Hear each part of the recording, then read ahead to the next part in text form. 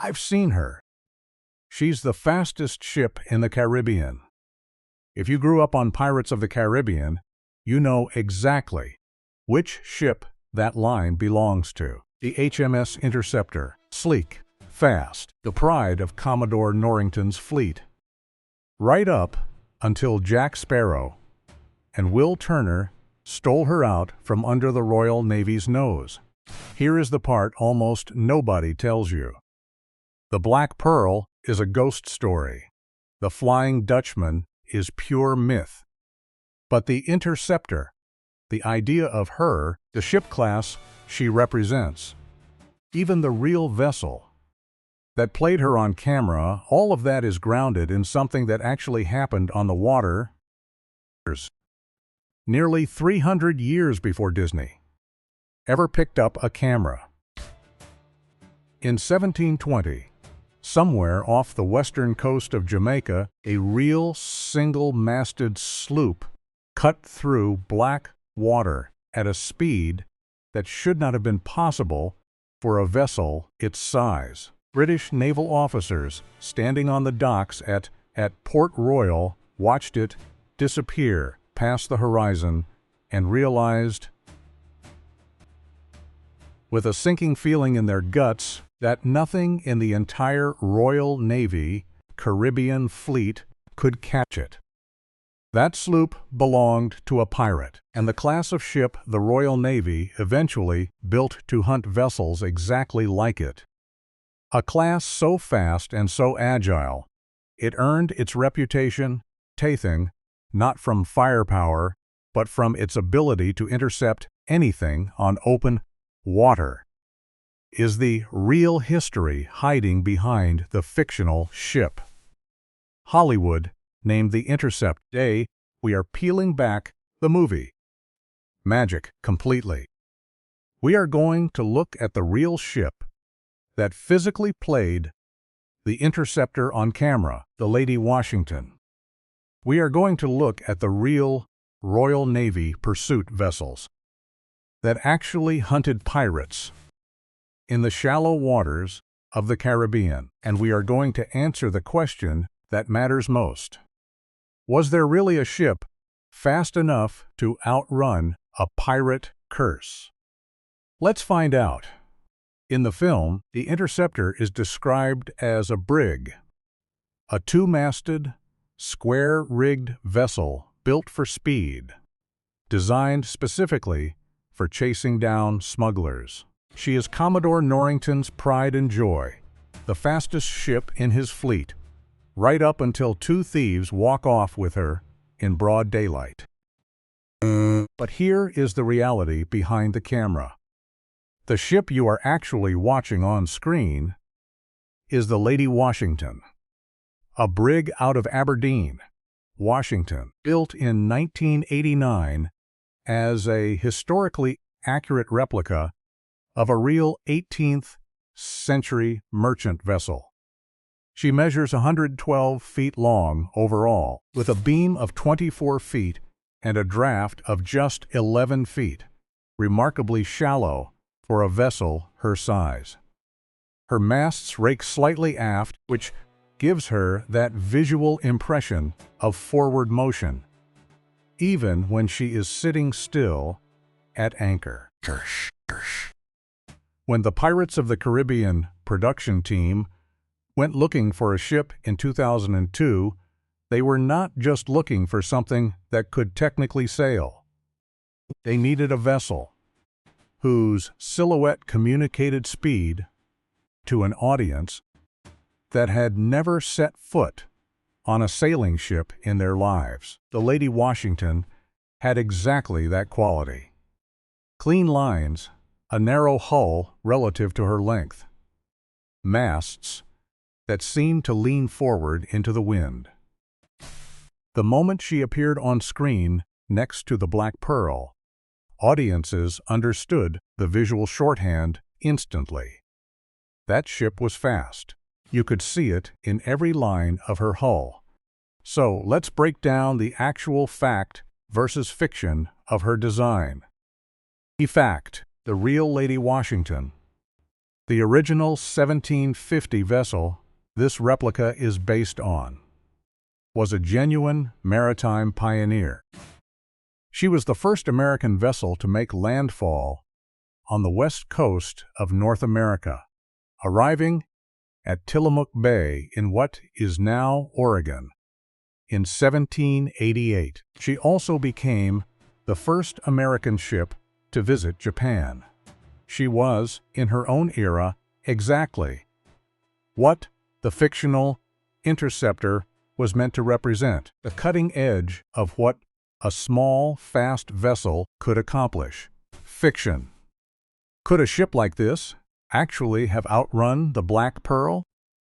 In the film, the Pearl's speed is supernatural, a product of the captain's curse rather than naval engineering. In the real world, a brig of the Lady Washington's size and rig could realistically hit somewhere around 11 to 12 knots in favorable conditions.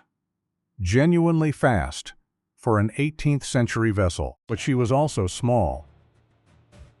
In heavy seas, with large waves and strong sustained wind, a bigger ship with a longer waterline and more sail area would typically have the advantage. Speed in light coastal winds was the small ship's superpower. Open ocean, heavy weather speed belonged to the bigger hull. Before we dive into the secret history of what actually happened to this ship after filming wrapped, I want to know, if you were a pirate, which ship from the franchise would you want to captain? The Pearl, the Dutchman, or the Interceptor? Drop your answer in the comments below.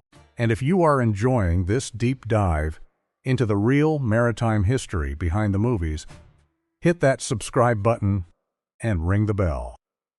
We are building a community here at Boyd Bilge for everyone who loves the true lore behind the legends. Now, back to the sea. So here is the real question. Was there ever an actual HMS Interceptor sailing for the British Navy during the Golden Age of Piracy? The Royal Navy did have a habit of naming ships after their roles, and Interceptor certainly sounds like the perfect name for a pirate-chasing vessel. But, historically, there was no single famous Royal Navy ship by that exact name patrolling the Caribbean in the early 1700s. What they did have, and this is where the real history gets genuinely fascinating, were sloops of war. These were the true, real-world interceptors, small, shallow-drafted, ferociously nimble, and built for one specific job: hunt pirates in the shallow Caribbean waters where the Navy's massive ships of the line simply could not follow. To understand why these vessels had to exist, you need to understand the geography. The Caribbean Sea covers nearly 1 million square miles of water, scattered with hundreds of islands, thousands of coves, and countless shallow passages where a deep-drafted warship could not go. A 74-gun ship of the line could destroy almost anything it managed to catch. But catching a shallow-draft pirate sloop that could slip between reefs and disappear into mangrove channels, that was an entirely different problem. The Admiralty in London received letter after letter from Caribbean governors begging for faster ships. The governor of Jamaica wrote in 1716 that pirates were operating within sight of Port Royal itself, and the Navy could do nothing because their vessels could not navigate the shallow waters where the pirates took refuge. The governor of the Bahamas described Nassau as an outright pirate republic, home to over 500 pirates who lived openly and elected their own leaders. The Navy adapted. They began commissioning a new class of vessel specifically for Caribbean anti-piracy operations. Sloops and brigs, typically between 80 and 120 feet long, carrying 8 to 16 guns, with shallow drafts that let them follow pirates into coves and river mouths. Ships like HMS Shark, launched in 1711, were among the earliest of these purpose-built pirate hunters. 113 tons, 10 guns, a crew of 80, and a draft under 10 feet. Their standing orders were simple: do not engage anything you cannot catch. And if a target is too large to fight alone, shadow it and signal for reinforcements. And here is where the comparison to the movie ship gets really interesting. The Interceptor in the film is, in a real sense, a Frankenship. She has the elegant lines of a merchant brig, but the teeth of a naval predator. That is not an accident of the script. It mirrors something that genuinely happened to the Lady Washington during filming. The production team had to modify the real vessel, adding extra prop cannons and adjusting her rigging to make a peaceful educational tall ship look like a genuine military pursuit vessel. One of the most purely fictional parts of the Interceptor's story is her ending. In the film, she is blown apart by the Black Pearl, sunk in a single devastating broadside. Gone forever. In reality, there is a documented pirate practice this scene actually echoes. When real pirate crews were cornered with defeat certain, they frequently destroyed their own ships rather than let them fall into Navy hands, burning them, scuttling them in shallow water, or detonating the powder magazine outright.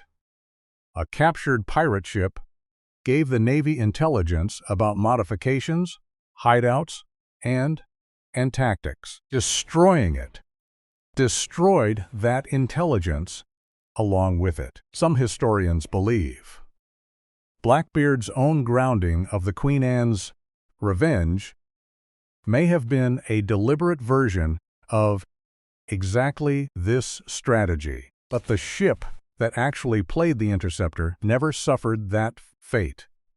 Thankfully, the real vessel, the Lady Washington, is still very much alive today. After filming wrapped, she returned to her original life as a working educational vessel based out of Aberdeen, Washington. You can genuinely visit her. You can sail on her. You can stand on the exact deck where Johnny Depp stood when he delivered the line, "I'm commandeering this ship." She has gone on to appear in other major productions since, including Star Trek Generations, proving that while her name on screen might change from film to film, her status as a working Hollywood icon has been permanent for decades. The Interceptor represents something genuinely rare in modern filmmaking: a perfect blend of pure imagination and real history. She was never a ghost ship, and she was never a myth. She was, whether the filmmakers fully realized it or not, a tribute to the real sailors and the real fast, dangerous vessels that once ruled the Spanish Main. Behind that fictional name sits an entire era of naval engineering history. The Royal Navy's desperate, decades-long race to build something fast enough to catch men who had already mastered speed as a survival skill. Sloops like HMS Shark, Lieutenant Maynard's pursuit vessels that finally caught Blackbeard himself in the shallows of Ocracoke Inlet. The Bermuda-built sloops that were, by hull design alone, some of the fastest vessels anywhere on Earth at that time. So the next time you watch Pirates of the Caribbean and the Interceptor appears on screen, remember, that ship is not just a movie prop. It is a piece of living history, built from the same engineering lessons the Royal Navy paid for in blood 3 centuries of blood 3 centuries ago. Thanks for watching Void Bilge. If you want to go even deeper into the real Golden Age of piracy, the actual pirate articles, the punishment records, the names of the ports that secretly funded these crews, that's all linked below in the description. I'll see you on the next voyage.